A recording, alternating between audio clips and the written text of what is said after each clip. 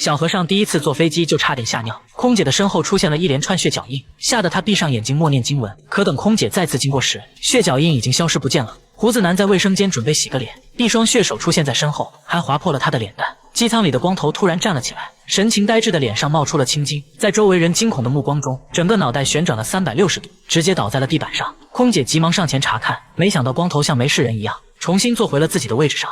货舱里的小帅也醒了过来，他发现货舱变得破旧，还出现了许多鬼影，顿时被吓得连连后退。驾驶室的机长发现了货舱的异常，让副机长赶紧下去查看。而副机长刚来到货舱，就发现了被困在这里的小帅，赶紧把他送到了客舱里。然后副机长又返回了货舱，地板上出现了不知名的粘液，而且一个鬼影一闪而过。只见货舱变得破旧不堪。就在副机长打开灯光时，突然鬼影出现，随后副机长返回了机舱，而小美惊恐地发现副机长的身影慢慢消失了。与此同时，原本崭新的飞机变得锈迹斑斑，只见机舱里全是鬼影。突然，空姐摔倒在了地上，乘客们开始诡异地抽搐起来。原来机舱发生了失压，小帅赶紧把氧气面罩放下来，自己因为缺氧倒在地上。小美戴好氧气面罩出来时，身后传来推车的声音，只见一个空姐推着餐车出来了，随后也消失不见。在小美的帮助下，乘客们都戴上了面罩，可还是有人窒息而死。为了修复压力系统，小帅和小美准备一起来到货舱，而客舱里的短发妹突然抽搐起来。